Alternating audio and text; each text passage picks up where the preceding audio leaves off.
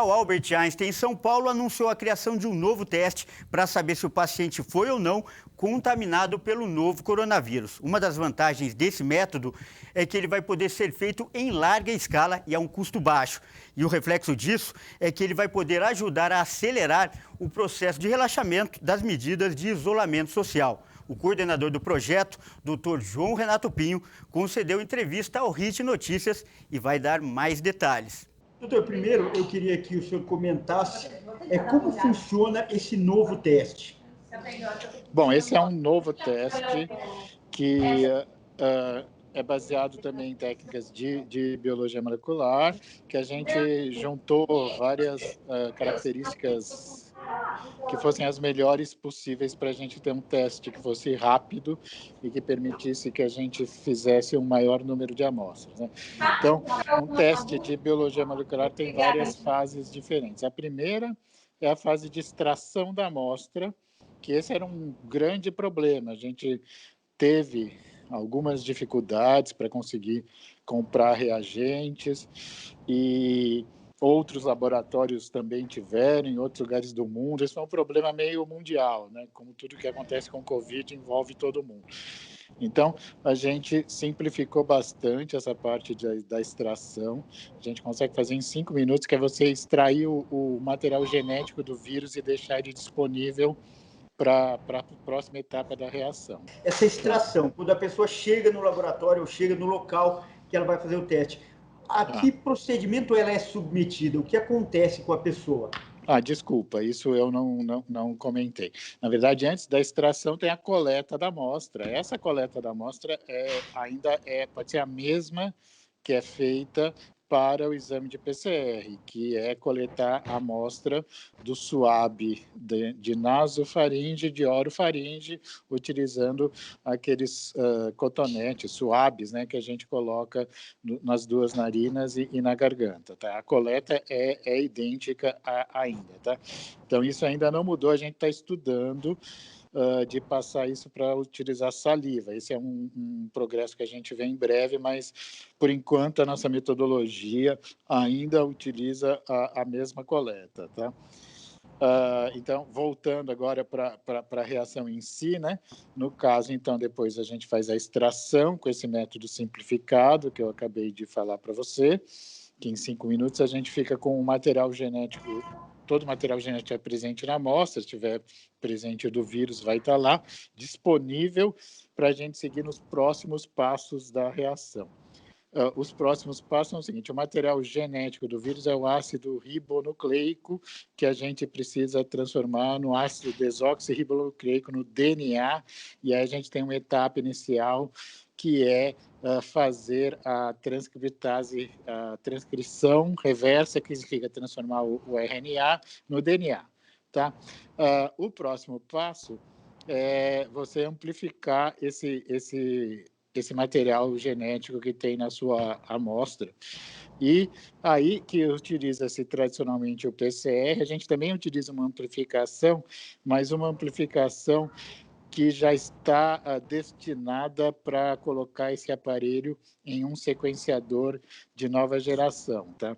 Então, quando a gente faz essa metodologia, a gente faz várias amplificações diferentes de vários segmentos e depois coloca isso no sequenciador de nova geração e aí você consegue ter o resultado de todas essas amostras, que você, fazendo dessa forma, a gente consegue fazer um número muito maior de amostras, 1.500 amostras, num prazo de até 3 dias, utilizando esses aparelhos sequenciadores de nova geração. Isso também é uma coisa importante, porque sequenciadores de nova geração têm sido muito pouco utilizados ultimamente.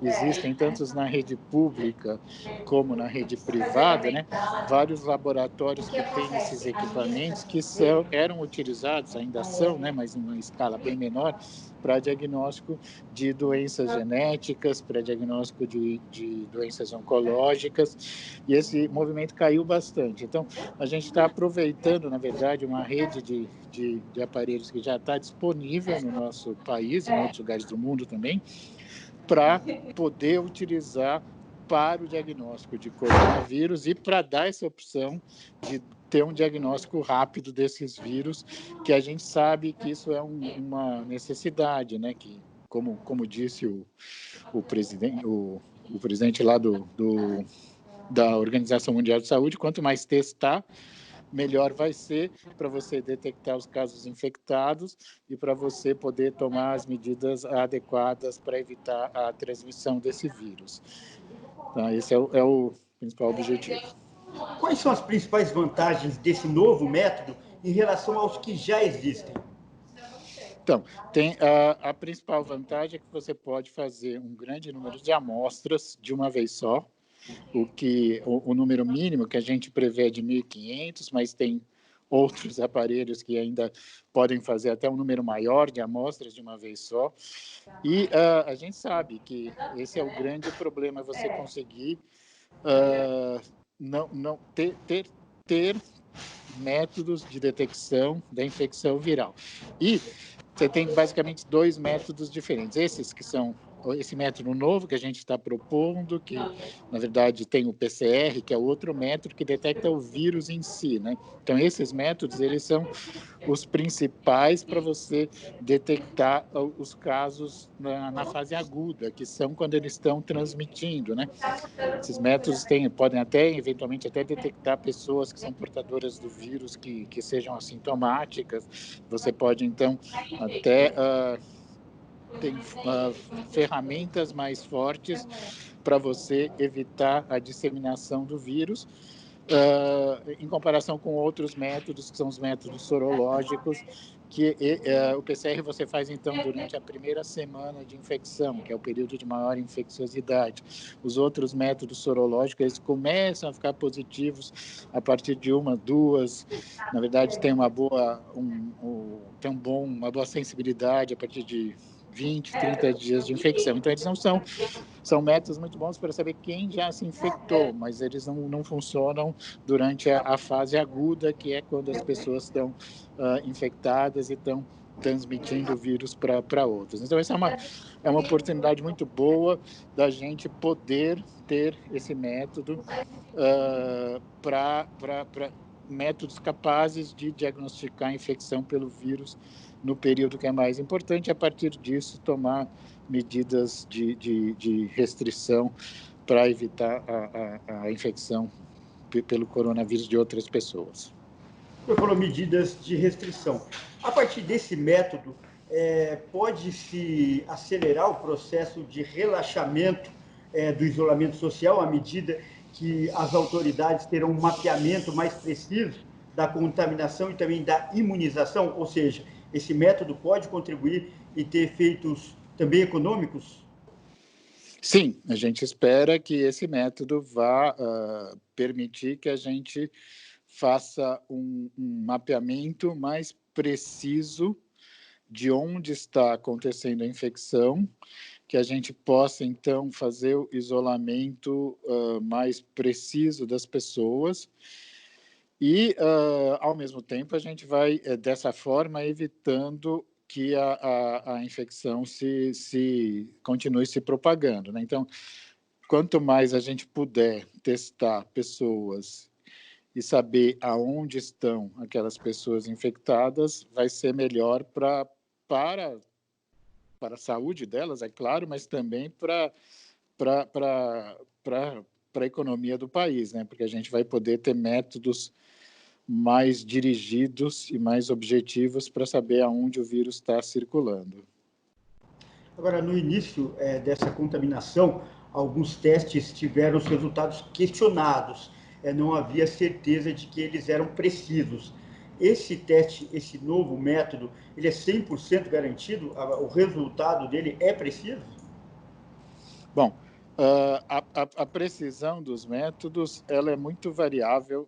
A principal variável da precisão do método, da sensibilidade, você saber que se você está detectando só as amostras positivas, é muito mais dependente da coleta da amostra do que do método que é aplicado, tá? Então, Quanto a isso, não tem muita diferença aos métodos que existem, é um método de PCR que é o mais convencional.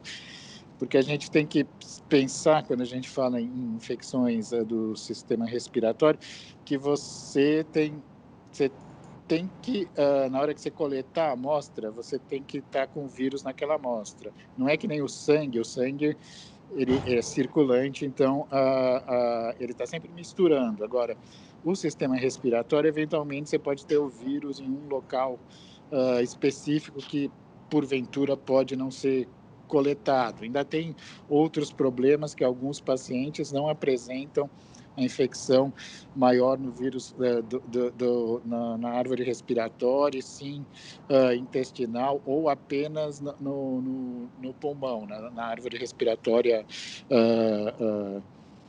baixa. Tá? Então, esses problemas podem continuar acontecendo de qualquer forma, mas não é um problema específico do método, e sim um problema da doença, né? Ou seja, é importante a gente ressaltar esse ponto, dizendo que o controle dessa doença exige bons métodos de laboratório e exige bons médicos atendendo os casos, identificando aqueles que têm características clínicas e de exames de imagem que possam ser característicos dessa doença, mas que eventualmente sejam negativos por esses motivos que eu acabei de falar para você.